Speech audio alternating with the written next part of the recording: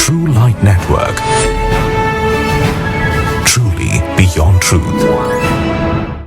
பாசிச அரசின் நயவஞ்சகமான திட்டங்களும் சூழ்ச்சிகளும் எப்போதும் கிறிஸ்தவர்களையும் சிறுபான்மை மக்களையும் குறிவைத்தே அரங்கேற்றப்படுகிறது. அந்த வகையில் FCRA என்று சொல்லப்படும் ஃபாரின் கான்ட்ரிபியூஷன் ரெகுலேஷன் ஆக்ட் குறிப்பாக கிறிஸ்தவ நிறுவனங்களுக்கும் தொண்டு நிறுவனங்களுக்கும் பள்ளி மற்றும் கல்லூரிகளுக்கும் எதிராகவும் பிறப்பிக்கப்பட்டுள்ளது. நமது ட்ரூ லைட் கிறிஸ்தவ செய்திகளில் கடந்த 2 மாதங்களுக்கு முன்பாக FCRA சட்டத்தை குறித்தும் அதன் விளைவுகளை குறித்தும் செய்தியாக ஒளிபரப்பு செய்திருந்தோம். இதைத் தொடர்ந்து சமீபத்தில் DMK MP வில்சன் அவர்கள் இது தொடர்பாக செய்தியாளர்களை சந்தித்து பேசியதை இப்பொழுது பார்க்கலாம். ஒரு கொடூரமான மசோதா. முதல்ல அந்த மசோதாவை பற்றி நான் சொல்ல விரும்புகிறேன்.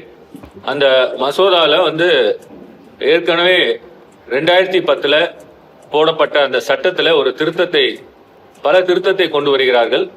அந்த திருத்தத்தில் என்ன முக்கியமான அம்சம் என்னவென்றால் FCRA லைசன்ஸ் என்று கேள்விப்பட்டிருப்பீர்கள். இந்த FCRA லைசன்ஸ்ல வெளிநாட்டிலிருந்து நிதி உதவி பெறும் நிறுவனங்கள் இந்த லைசன்ஸை ஒன்றிய அரசிடம் பெறுவார்கள். இந்த சட்டத்தின் மூலமாக கொடுக்கப்படும். அந்த லைசன்ஸை வைத்திருப்பவர்கள் மட்டும்தான் வெளிநாட்டில் அவர்கள் சில ஆர்கனைசேஷன் மூலமாக அந்த பணம் இந்தியாவில் இருக்கும் இந்த நிறுவனங்களுக்கு கிடைக்கும். அது அந்த FCRA லைசன்ஸ் இல்லாதவர்கள் பணம் பெற்றால் அது ஒரு சட்டப்படி குற்றமாகும். இந்த FCRA லைசன்ஸ் அதை வைத்து பல நிறுவனங்கள் பெரும்பாலும் பார்த்தீங்கன்னா ஒரு ஹெல்த் சைடில் இப்போ CMC வெல்லூர் எடுத்துங்க, கிறிஸ்டியன் மெடிக்கல் காலேஜ் வெல்லூர், அவங்க அந்த வெளிநாட்டு பங்களிப்பு அந்த மூலமாக மருத்துவமனைகள் கட்டியிருப்பார்கள். அதே போல இந்தியாவில் பல்வேறு மாவட்டங்கள் பார்த்தீங்கன்னா கல்வி நிறுவனங்கள், அதே போல பள்ளிகள், அப்புறம் அதே போல ஏஜ்டு ஹோம்ஸ், அதே போல மனநல காப்பகங்கள், இதெல்லாம் பார்த்தீங்கன்னா இந்த வெளிநாட்டு பங்களிப்பு சட்டம் மூலமாக நிதி உதவி பெற்று இந்த FCRA லைசன்ஸ் மூலமாக இவர்கள் கட்டியிருப்பார்கள், இயங்கிக் கொண்டிருக்கின்றனர். இந்த புதிய சட்ட திருத்தத்தின் ஆபத்துக்கள் என்னவென்றால், ஒருவேளை இந்த நிறுவனங்களின் FCRA லைசன்ஸ் புதுப்பிக்கப்படாவிட்டாலோ ரத்து செய்யப்பட்டாலோ அல்லது நிராகரிக்கப்பட்டாலோ அந்த நிறுவனங்களுக்கு சொந்தமான அனைத்து சொத்துக்களும் உடனடியாக டெசிக்னேட்டட் அத்தாரிட்டி என்ற மத்திய அரசின் அமைப்பின் கீழ் சென்றுவிடும். FCRA லைசன்ஸ் கேன்சல் ஆயிடுச்சுன்னா இல்ல FCRA லைசன்ஸ் ரிஜெக்ட் பண்ணா அந்த சொத்துக்கள் முழுவதும் ஒன்றிய அரசுக்கு டெசிக்னேட்டட் அத்தாரிட்டி என்ற ஒரு அமைப்பு போய் சேர்ந்து விடும். மறு கணமே இப்ப இந்த மசோதா பாராளுமன்றத்தில் தாக்கல் செய்யப்பட்ட மசோதா, இது 2 அவையிலும் அதை பாஸ் பண்ணிட்டாங்கன்னா, அதை ஜனாதிபதி ஒப்புதல் பெற்றுவிட்டால் சட்டமாகிய அடுத்த கணமே இந்தியாவில் உள்ள பல நிறுவனங்களின் சொத்துக்கள் எல்லாமே ஒன்றிய அரசுக்கு போய்விடும். அது பெரும்பாலும் பார்த்தீங்கன்னா கிறிஸ்துவர்கள், இஸ்லாமியர்கள், ஜெயினிசர்கள், இவர்களுடைய சொத்துக்கள் எல்லாமே போய்விடும். மேலும் சொத்துக்களை அரசு எடுக்கும் போது அந்த நிறுவனங்களுக்கு எந்த ஒரு நோட்டீஸோ அல்லது வாய்ப்போ கொடுக்க தேவையில்லை என்பது புதிய சட்ட திருத்தத்தில் குறிப்பிடப்பட்டுள்ளதாக சொல்லப்படுகிறது. அது ஒவ்வொரு வருடமும் அந்த ரினியூவல் செய்து வர வேண்டும்.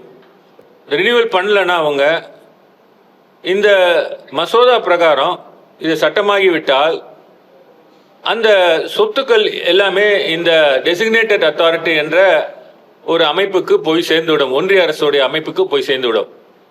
அடுத்தது இந்த சொத்துக்கள் அவர்களுக்கு வெஸ்ட் ஆகிவிட்டால், இதை வெஸ்டிங்னு சொல்றாங்க, ஒன்று செசேஷன் சொல்றாங்க, அதாவது இந்த லைசன்ஸ்லாம் முடிஞ்சு போச்சுன்னா ரினியூவல் ஆகலைன்னா அந்த சொத்துக்களுக்கும் அந்த ஆர்கனைசேஷனுக்கும் எந்தவித கனெக்ஷனும் இல்லாமல் செசேஷன் ஆயிடுது. அடுத்தது என்ன சொல்றாங்கன்னா டெசிக்னேட்டட் அத்தாரிட்டி, இப்போ உங்களுக்கு சொன்ன ஒரு அமைப்பை உருவாக்கி இந்த சொத்துக்கள்லாம் அடுத்த நிமிஷம் அவங்களுக்கு போய் சேர்ந்துரும். அடுத்தது இந்த டெசிக்னேட்டட் அத்தாரிட்டி என்ன பவர் கொடுத்துருக்காங்கன்னா, அவர் இந்த சொத்துக்களை விற்றுவிடலாம். இந்த சொத்துக்கள் அவருக்கு போய் சேரும் பொழுது அவர் அந்த நிறுவனத்துக்கு எந்த ஒரு நோட்டீஸும் கொடுக்க தேவையில்லை. இதில் அதிர்ச்சிகரமான தகவல் என்னவென்றால், ரத்து செய்யப்பட்ட பட்டியலில் இந்தியாவிலேயே தமிழ்நாடுதான் முதலிடத்தில் உள்ளது. இதற்கு அடுத்தபடியாக மகாராஷ்டிரா, ஆந்திரா மற்றும் மேற்கு வங்காளம் ஆகிய மாநிலங்கள் உள்ளன. எத்தனையோ சவால்களையும் நெருக்குதல்களையும் கடந்து வந்த வரலாற்றை கொண்டதுதான் இந்தியாவில் உள்ள கிறிஸ்தவ சமுதாயம். இந்த FCRA சட்டத்திருத்த மசோதா அச்சத்தை ஏற்படுத்தினாலும் இது கிறிஸ்தவ அமைப்புகளையும் கிறிஸ்தவர்களையும் இன்னும் வலிமையாகவும் சுயசார்புடனும் மாற்றப்போகும் ஒரு புதிய தொடக்கமாகவே பார்க்கப்படுகிறது. சிறுபான்மை மக்களுக்கு எதிராக செயல்படுகிற அரசாங்கமும் சட்டங்களும் சீக்கிரத்தில் மாற்றப்பட நாம் ஜெபிப்போம். Subscribe to True Light Christian TV and click the bell icon to receive notifications about our new programs and updates.